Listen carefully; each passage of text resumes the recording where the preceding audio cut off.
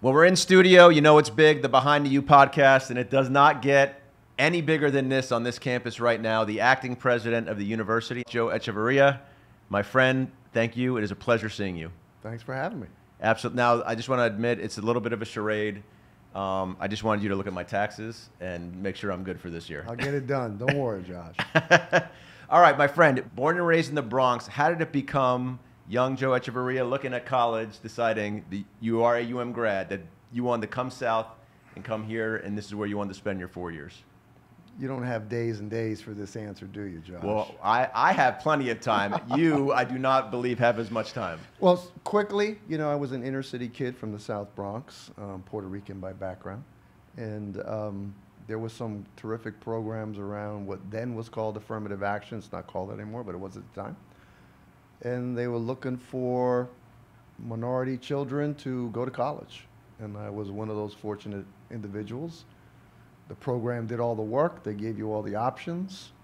And they sort of steered you where the opportunities were. And I walked this beautiful campus sometime in the, I would say it must have been the early summer that year that I first came down here. So when I walked the campus, it was, again, it was been back in, I started in 74, so it probably was 73 at the time. It's a good year, by the way. Yeah, it was a fantastic year for me. Yeah. Changed my life. I picked this school because I had never seen anything that looked like paradise to me. And that's what I first thought of when I walked the campus of the University of Miami. Paradise. And that's when the hook was in you, because you are, this is a super significant and meaningful place to you, not only in your job, but like you love this place. It has altered my course of my life. I came here when I was 50 years ago, as I've said before. It's just serendipity that the number happens to be 50, but it's exactly 50. I walked on the campus in August of 1974, and it changed my life trajectory. I was a 17-year-old kid at the time. That was 50 years ago. My goodness. Now, you are very publicly present at University of Miami athletic events, as you were the CEO, board of trustees, now you're the president. But did your love affair, because the athletic world back then was not the same here, so did that love affair start then as a student? Well, the love affair with athletics Correct. starts by being an inner city kid from the Bronx. We played all the sports outside, the conventional sports at the time. Remember, I'm going back to the 60s. We played some stickball? Stickball we played. We played all the major sports. I keep saying the major sports. It's the four major sports at the time, Right. which was baseball, hockey, basketball, and football. And it was actually mainly pro football at the time that we followed. But there wasn't much college football in New York, believe it or not, in the boroughs. College football in New York City, the famous team was, believe it or not, it pains me to say this, man, was Notre Dame. Because they had the exposure and the visibility at the day. I still remember running around saying Theismann for Heisman as a kid. So anyway, it started then. So when I came to the University of Miami, I was a sports kid. Played baseball. So I love sports. I think somebody asked me what are my hobbies, and I said, well, I love my kids and I love sports. And that's what I do. So it's always been in my blood. So once you left here, that's almost that a few years. Howard Schnellenberger's probably coming as you're going, I think, right around there. No, Howard. Yeah, well, maybe. You're right, because Howard came in the early '80s. I think he came like 70. Started in '79 on that trajectory. Yeah. So he's coming as you're going. So did you kind of reattach yourself as that first championship and then on with Jimmy? And did you sort of, was there ever a reattachment, or you just were with the program the whole way? There was never detachment. When I started my professional career, I became an accountant, I think, Josh, as you know. I worked in a firm here, a fabulous firm today it's called Deloitte. I went to all the sporting events. I went to baseball games. Believe it or not, we didn't have basketball at the university at the time. We had stopped it. So when I was in college, there was no basketball. But I'd gone to baseball games, I'd gone to football games. The firm had season tickets to UM games, and I would buy it through there. So I've been going to college football games since 1974 here. Even when I moved to New York for a decade or so, I still came back to football games here. So after college, you're working here in Miami? Correct. Then up to New York? At the corporate office, I guess, or something like that for Yeah. Deloitte, which is like a national, international. Yeah, it's a global firm. Monstrous Fortune 500 company, yes? Well, it's private, but Private. yes, it would be a Fortune 500 Okay. if it was measured that way. But fundamentally, I think of easy math when I do things. 50 years, So I spent 40 years in the firm called Deloitte, round numbers, not exact. 20 years was in Miami. The first 20, the second 20 were up north, back and forth, traveling in the middle in the region. So 20, 10, and 10. 20 local, 10 traveling, 10 in New York. In all that 40 years, two things I followed professionally and sports-wise was the University of Miami and the New York Yankees. Those are your loves. Those are the loves of my sports life. So do you remember where you were January 1st, 1984, Miami, Nebraska, in the Orange Bowl? I was in the stadium. Yes. Okay. Where? In the stadium, praying that then unknown person, meaning I didn't know he was going to make the play, that Kenny Calhoun deflects that ball from Jeff Smith. And the irony of that day is we had tickets through my firm at the time. And we were, in my mind, on the opposite side of the stadium that we are in the current configuration. Got it. In the old Orange Bowl. And for me, what I remember is, and I'm Catholic, I remember when they were going for that two-pointer, first of all, I was shocked that they did it, but I guess that's what real people who were confident do at the time. To me, I just couldn't believe we were there. Remember, I had gone, my last time of going to the Swamp was for that season. I went to the first game that year. We lost. We lost 28-3. Yeah. It was Bernie's I think it was his first start, right? First start, I believe. I went there, a bunch of us guys drove up and around. We went to the game, and it was the most miserable experience I had ever had. But had he told me we'd win 10 straight and win the national championship, I would have taken it. Every day. But so I remember sitting there in the stadium and on that particular play. Remember, that game went back and forth. We got off to a fast start. They caught up. That was the Fumblerooski game. They catch up. We get ahead again. They catch up again. We weren't supposed to be there. Everything had to line up for us on that day. We were like number 5 in the country, I recall. And everybody ahead of us had to lose except for Nebraska. We controlled that. And if they tie, they probably win. I remember I prayed, just let us have this one win. I'll never ask you again. Well, that turned out to not be true. I was about to say. I did that at least 30, 40, 50 more times. Because I remember the games we didn't win more than the games we won. So that's where I was that day. I still remember the 58 games at the Orange Bowl. I remember the game I didn't go to was the Washington game. I had a wedding. We lost that game.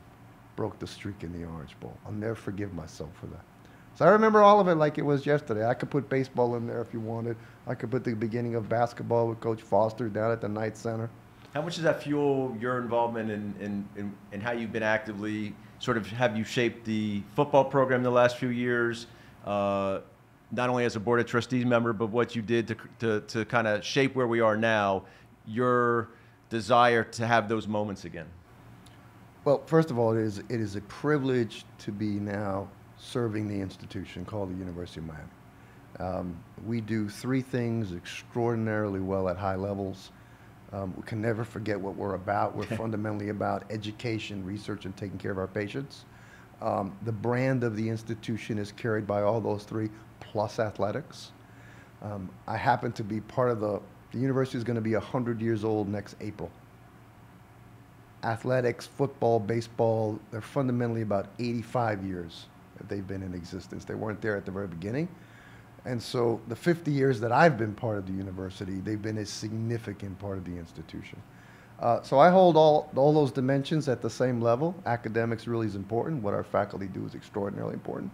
Our research is extraordinarily important. We're a member of the AAU, which is the Association of American Universities. We're the top 69 research institutions in the United States, a prestigious award we have. We take care of patients, and we do a lot of world-class patient care downtown. And athletics is part of our brand. So I'm passionate about all 4 dimensions, equally. This conversation is about the athletic componentry of it. But if I was sitting somewhere else, if I was downtown at Sylvester or Bascom or at the UHealth Tower, I'd be talking about patients. So I shape athletics, my participation in it, the same thing. Excellence. Excellence in everything we do. Athletic excellence on the field is easy to figure out because there's a score being kept of some kind, and there's a whole bunch of people judging the performance of that. I can't imagine what my life would be like if 50,000 people got to watch me every day and judge every single moment of my life. It's so funny you say that because when you know, obviously there's critics out there, right? And the example I used to always give is, imagine you were sitting at your desk, right, typing a document, putting an Excel spreadsheet together, some kind of PowerPoint for your boss, and as you were doing it, there were 10 people sitting right behind you. Nope, that's wrong. Nope, you made a mistake. You stink. That's not going to work. It's an incredible opportunity and an incredible challenge. So I feel for that. So my view of athletics is no different than my view of our academic core, no different than our research patients. We want to be excellent at the people we serve, whether they're our students, our researchers, our patients, or our fans. We want to be excellent. And my responsibility in that is to serve those populations and put us in the best position to be excellent. I don't teach classes, really, substantively. I don't do research. I'm not a researcher. And I'm not a doctor. I don't take care of patients. I also don't coach up players or form teams. I have to create opportunities for all four of those things to be incredibly successful. That's the way I think about my university. It is a powerful institution. I'm looking at the big U behind you. When I went to school, that wasn't a thing, the U. It was not. But it is now, and that came from a 20-year magical period in athletics.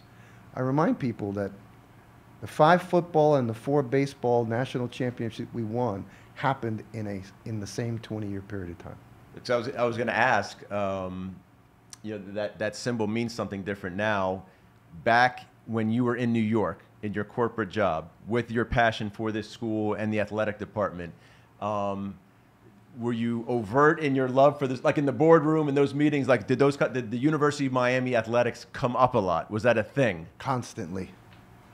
I'll never forget the first management meeting I was ever in. It relates back to the 1983 Orange Bowl, 84 Orange Bowl, 83 season.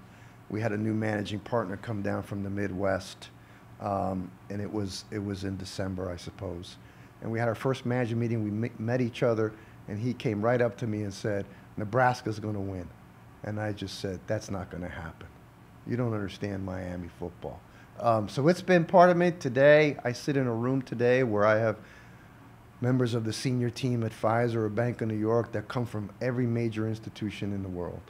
And the ones that follow sports, it's a never-ending debate about the U versus USC versus Ohio State.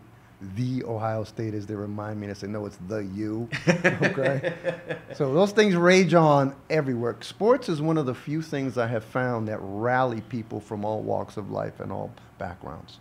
There's a commonality of that thing that people rally to, and all their differences they put aside, at least for the moments leading up to that event. And in the boardrooms that I sit in, there's no different. So you said I think like most people, you remember the losses more than the wins. So since you brought up Ohio State, how much does that sort of just sit in your craw, 2003? Well, I tell you that one in particular, I think I celebrated for like 10 seconds that we won. So I was part of the broadcast crew then, and I hear Joe Zagacki making the call that Miami had won the championship game. And there's fireworks going off in the stadium. So I remember for a period of time, now I had partners at the time in my old role, Deloitte, in Columbus, Ohio. They were Ohio State partners. And for a period of 15, I don't know if it was 15 seconds, 30 seconds, or 2 seconds, I celebrated a national championship. But I have to tell you, of all the ones of the 5, in my brain, in football, we lost 5 national championships. We won 5, but we could have won 5 more. Oh, yeah. And in baseball, I'll never forget, I think it was the LSU game. Yes. Where there was the walk-off. Okay. So my brain is about 6 that negatives. Just eat at your core. And the Fiesta Bowl with Jimmy and that team against Penn State is the one I remember the most because I was physically at that game.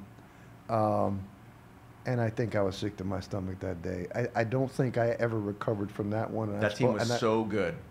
That was the fatigue game, and I'm not going to get into all those things. I was an outsider at the time. I was a fan. That game was probably worse for me than the Ohio State game was. Those were definitely. But the LSU baseball game was tough too. A walk-off was pretty tough. Yeah, those are hard. It was a long time before I would even watch any highlights of that Ohio State game, and when it does come on, and I'm a pretty even-keeled dude, and I get mad. I get like vehemently like. Well, my partners at the then time have all of them just to torment me had framed in their offices a picture of the end zone with the yellow flag out there. That's mean. It is. So if I have this right, in your first stages of your career, accounting, correct? Correct. So we're looking at data, sheets, numbers, very analytical. Data is always involved in accounting. You got to have some fundamental skills. But fundamentally, what you really have to do is you have to understand problems, solutions, and people. And that's where the magic happens. So the reason why I asked is to have a set of eyes that is used to problems, people, solutions. Yes. It was It's that it serves you well. That skill set in that field serves you well in the capacity you are now. Yeah, well, I think if you spend 40 years in any craft, and my craft happened to be working with people all over the world of different disciplines, and you're responsible for working with that group, large organizations, you know, Deloitte, a global company, doesn't sit in one city. In the U.S., we probably had, between the U.S. and then what would have been called India, 100,000 people. Around the world, we probably had 200,000 people at the time. So when you work with large groups, you just learn things that you can carry to any circumstance. So at the university, we have roughly 20,000 employees and faculty, and we have another 20,000 students. Okay, but it's still 40,000 people, and they need things to do what they do. It's no different whether it's 100 or 40. So you take the skills you have, and they help you. That's it. But it's always about the people you have. I suspect it's no different in forming a team. Who do you have? Because in the end, I could do some great things, but if I don't have the people that can actually execute, it doesn't matter. And so having people is really what's of great consequence, and I've been blessed to be surrounded by extraordinary people. So I know this might be slightly revisionist here, but then speaking of people, you selected a man, Mario Cristobal, to lead our football program. Why was, it's probably a bit of a layup here, but why was he the guy? Like, you get involved in that and he becomes the guy that's the right person. As you said, it's about the people. Yeah, and I think that the group of individuals that were involved in that, I was just one of several. I think he was, for all the reasons that he's understood the program, I think that's important. I do think everybody thinks their program is unique, because when I talk to someone from OSU or from Texas or from USC, everybody believes their program's unique, and they're not wrong, it is unique. But understanding our uniqueness, I think, is important. Understanding the community that we're in, what we expect, I think that matters. It's a high bar of expectations. Some may say outsized, given our performance in the 100 years versus just the 20 years. Right. Because there is a gap there. And nevertheless, we just thought he was the right person at the right time, given who he was as a person and what he stood for in terms of excellence and character and the commitment. And we knew it wasn't going to be quick, at least I did. And I think we all believed this was going to take time. And we needed to get better year by year, ultimately to land at the place we all want to be, which is excellence. You're well versed in leadership, right? You've hired leaders, you are a leader, you're a leader of this institution, you're a leader of in your corporate position. How much of that leadership was important in Mario, because he was going to be leading this program that meant so much to the school? Yeah, again, I'll speak for me. There were many people involved. Well, you're the only one I got. I got it, but I got to be clear. I'm speaking on behalf of myself. Yes. There were others who may say it differently, may feel differently, who were equally, if not more, involved, including our president, former president, Julio Frank. For me, you know, personally, leadership, you know, boils down to a couple of things. You got to be high integrity. There's nothing, you can't compromise integrity and values. You just can't. It sounds very cliche-ish, but it's actually true, because everybody watches you and what you do and how you do it. You have to be passionate about what you do. Well, that box was checked pretty quick, right? It's got to happen, right? You have to be passionate about what you do. One of the things that's often understated about leaders is leaders have a bias to action. They act. Sometimes there's a lot of analysis and talking and discussing, but it takes a bit of courage to act. So we wanted people with a bias to action. We wanted people who could finish. Finishing is really hard in life. Everybody who gets a January 1st idea of what they're going to do, right? A resolution. A lot of resolutions happen on January 1st. How many actually get acted on and finished? The professional world's no different. Starting is a lot easier than finishing. Finishing, it's done. I got there. I accomplished it. Not halfway, not some other part. Finishing was important. he felt like a finisher to us. And you got to have the right attitude for people. Because like I said before, all we have is people. And people have to want to follow you or be led by you or be with you. And if you look back and nobody's following you, then you're not really leading anything, are you? So it was a lot of things. You can distill it down. Everybody's got leadership things that they look at. Those are some of the things I look at. And that's why I always get back to the people, Josh. So I think his work ethic probably would be in there too. And the only reason I bring it up is that at Deloitte, you said the amount of people that were there, the amount of people that got hired every year, the amount of people that rise into partners, and you rose to the very top. And you said, basically, you outworked everybody. Well, you certainly tried. Only speaking for you, because I know there are other people in the room, was there a connection there as well? Well, you know, to be honest, I think Mario's work ethic was legendary. That preceded any of us, certainly me, ever meeting Mario, actually. I knew of him as a player. I didn't know him personally, or Jess, or the boys. But his work ethic was legendary. And I do think the grind is a big part of this. And you got to be willing to give perfect effort. And it's that simple. Perfect effort. Not easy to do, but it is something in your control. And you'd figure out what is it that you need to be perfect from an effort standpoint. Some days it's 24/7. Some days it's not. Some days it's how I treat a person. Some days it's how you assess a talent. Some days it's how you commend a talent. Some days it's a tough decision you have to make. But perfect effort is something. I read that or heard that once in my life. I don't even know where. It's not of my making, Josh. But I believe that's what he does, and I know he strives for it, at least in my experiences with him. Do you have an appreciation of that from the world you come from? I know, you know, the New York City financial sector can be pretty cutthroat, and it's a pretty grinding experience. I know for people that start, and I'm sure as you move up. Well, you know, success a lot has to do with your personal circumstances. I was blessed. The people around you, I've been blessed. And then your own work initiative, and how much are you willing to sacrifice along the way? And you got to make sacrifices because you got to make choices. And people make choices along the way. The best talent doesn't always prevail. In fact, not always, not even common. Talent's part of it, but it's all the other variables. So I think for me, I think it's the same in the world I came from. I came from the University of Miami. I wound up in a fabulous firm. I wound up, you know, becoming a person with a lot of muckety-muck titles in that firm. I retired. I'm sitting here talking to you, having the time of my life, because this is a fabulous institution full of people who want to be great. That must excite you. I'm happy every day, man. When I'm not happy, I won't be doing it anymore. It's that simple. I'm glad I got you now. Yes. I'm glad I got you now. One of your other quotes, since you have a few, was, I think I might butcher, the person who doesn't make mistakes doesn't make anything.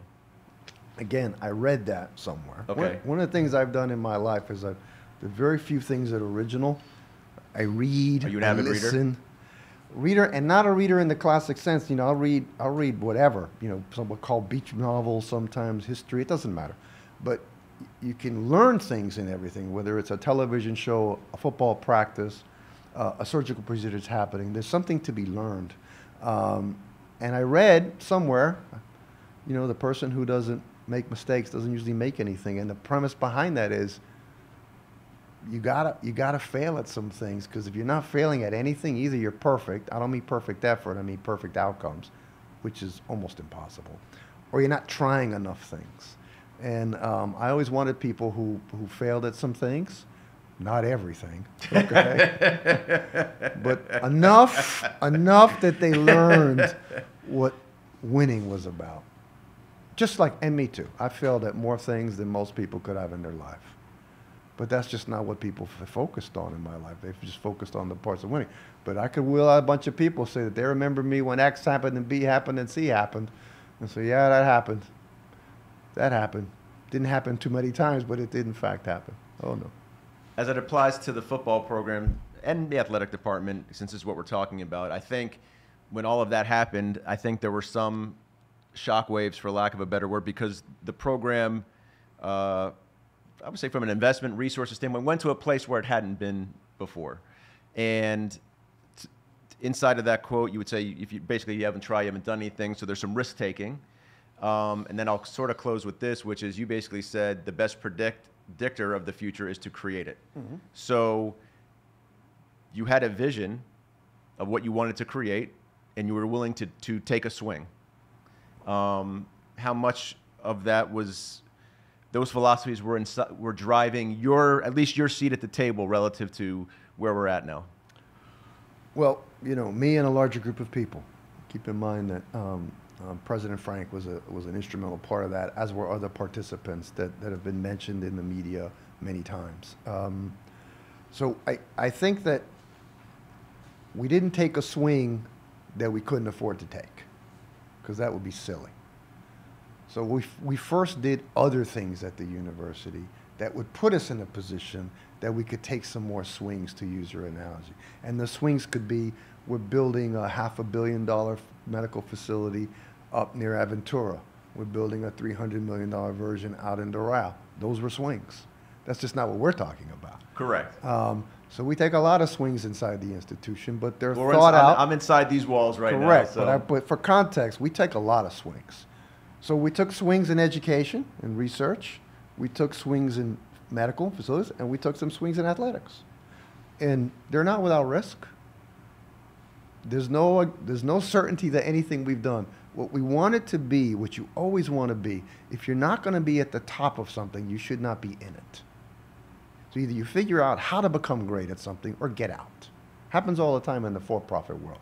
We don't get in every business and stay in every business if we can't be good at it. So no difference in athletics. What we didn't want to have happen is our lack of success can't be due to a lack of investment. So that's what we've done. We said, okay, that won't be the reason we're not successful. Well, investment. We're going to make it. We could still not be successful. That'll just mean we didn't spend our investment wisely. But we needed to get past the hurdle of investing in something that is oh so important. Because as you and I both know, I could go anywhere today. I could go to one of my board meetings in New York. I could go to my board meetings in California. And if I throw that U up, everybody knows what I'm talking about. They just do. And that has nothing to do with me.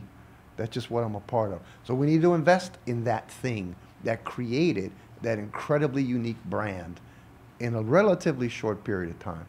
And that was athletics in our case here. If I was down at the health system, I would say Sylvester, Bascom, the Tower. If I was sitting here, I could pick any of my schools. But we're talking about athletics. Okay, well, that's where it came from, so we needed to invest in it. And as a business person, do you, I don't want to say it's more easily, but your world, I know you came from accounting, but in the macro view of sort of New York finances, right? Like you reap the reward, like you put in to get out. Well, you definitely invest to get a return. And if you don't get the returns you want, you rethink the investments you made, regardless of where it is. We're going to put this massive facility out in Darrow, and we're going to open that thing on September 16th, first patient day. We're going to open one in Aventura. First patient day is June 16th. No different than the August 31st. We're playing at the Swamp.